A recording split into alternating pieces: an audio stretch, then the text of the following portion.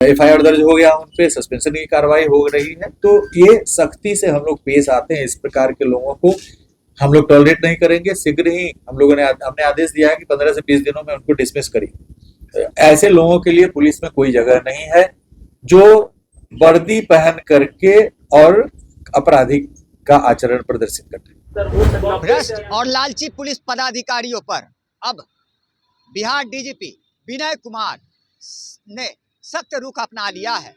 दरअसल देखा जाए तो उन्होंने साफ तौर पे यह बताया है कि जो पुलिस पदाधिकारी और कर्मी भ्रष्ट होते हैं या भ्रष्टाचार के काम में संलिप्त रहते हैं, उन पर कड़ी से कड़ी कार्रवाई होगी और उन्हें जेल भेजा जाएगा।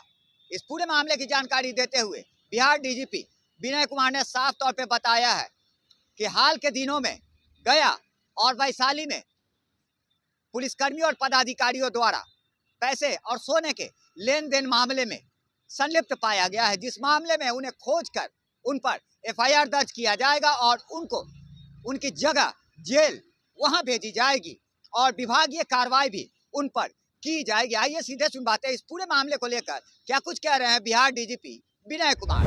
1424 हम लोग चिन्हित किए हैं, जिसमें 408 प्रस्ताव हमारा न्यायालय में जमा हो चुका है। 92 मामलों में कार्रवाई प्रक्रियाधीन है। 3 में आदेश निकल गया है उनकी जब्ती का, डिस्ट्रिक्ट मजिस्ट्रेट के द्वारा उनकी जब्ती का नोटिस वगैरह दे दिया गया, आगे कार्रवाई की जा रही है। इसमें न्यायालय में जो मामले समर्पित हुए हैं, न्यायालय को 14 दिनों के अंतर्गत नोटिस निर्गत करना है। सबसे पहले 14 दिनों के अंतर्गत यदि जवाब नहीं आया तो एक पक्षीय आदेश पारित कर देना है, संपत्ति को जब्त कर लेना है। इसमें चूंकि नया प्रावधान है, अभी 1 साल पुराना ही ये प्रावधान है, इसलिए इसमें एसओपी भी निर्गत हुआ है। राज्य सरकार के स्तर से भी अधिसूचना निर्गत हो गई है इसमें हाल के ही महीने में। तो इसमें अधिसूचना निर्गत होने के बाद अब क्लैरिटी काफी आ गई है, इसमें और तेजी आएगी इसमें न्यायालय के द्वारा आदेश पारित करने में। जो अपराध नियंत्रण करने के लिए बहुत सारी कार्रवाइयां हैं, सीसीए के तहत कार्रवाई करना, तो इलेक्शन के पहले भी और अभी भी इस दिशा में हम लोगों ने काफी कार्रवाई किया है। विगत वर्ष जो केसेस रिपोर्ट हुए हैं उसके आधार पे, यदि क्राइम रेट के आधार पे देखा जाए तो हम लोग चाहे महिलाओं के विरुद्ध अपराध हो या अन्य अपराध हो, उसमें हमारा जो राष्ट्रीय स्तर पे रैंकिंग है वो काफी सुधरा है। और महिला हेल्प डेस्क हम लोगों ने स्थापित किया है, महिलाओं की सुरक्षा के लिए अभया ब्रिगेड हम लोगों ने स्टैब्लिश किया है।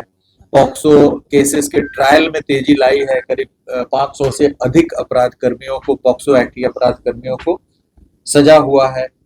उसके बाद मानव तस्करी के खिलाफ कई सारे कैंपेन्स चलाए गए। नया सवेरा एक कैंपेन कमजोर वर्ग के द्वारा चलाया गया, तो उसकी भी अच्छी उपलब्धि रही।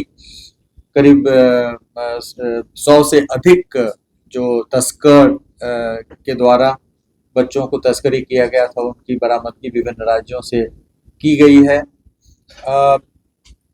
नक्सलियों के विरुद्ध जो अभियान चल रहा था उसमें तो आपका कहना सही है, जैसे जीआरपी गया में जेल गए थानाध्यक्ष, लालगंज में भी एफआईआर दर्ज हुआ है, जेल जाएंगे, आज जाए कल जाए, उनके पीछे टीम लगी हुई है। सीआईडी की भी टीम गई है लालगंज में और वहां पे पूरा केस के बारे में डिटेल एडवाइजरी दी है और शीघ्र ही गिरफ्तार होंगे।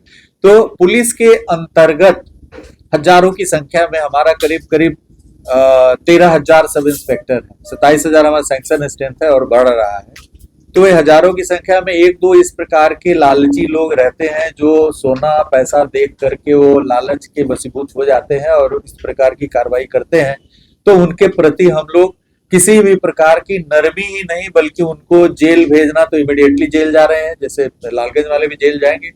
एफआईआर दर्ज हो गया, उन पे सस्पेंशन की कार्रवाई हो रही है। तो ये सख्ती से हम लोग पेश आते हैं, इस प्रकार के लोगों को हम लोग टॉलरेट नहीं करेंगे। शीघ्र ही हमने आदेश दिया है कि 15 से 20 दिनों में उनको डिसमिस करिए। ऐसे लोगों के लिए पुलिस में कोई जगह नहीं है जो वर्दी पहन करके और आपराधिक का आचरण प्रदर्शित करते हैं। बिहार पुलिस मुख्यालय द्वारा साफ तौर पे कह दिया गया है कि यदि पदस्थापित पुलिसकर्मी या पदाधिकारी किसी तरह का भ्रष्टाचार और लालची का काम करते हैं, तो ऐसे पुलिस पदाधिकारी और कर्मियों के खिलाफ बिहार पुलिस मुख्यालय अब कड़ा रुख अपनाएगी और ऐसे पुलिस पदाधिकारियों पर और कर्मियों पर कड़ी से कड़ी कार्रवाई करते हुए उन्हें जेल भी भेजा जाएगा। लगातार हमारी छोटी बड़ी खबरों से अपडेट रहने के लिए देखते रहें न्यूज़ फॉर नेशन।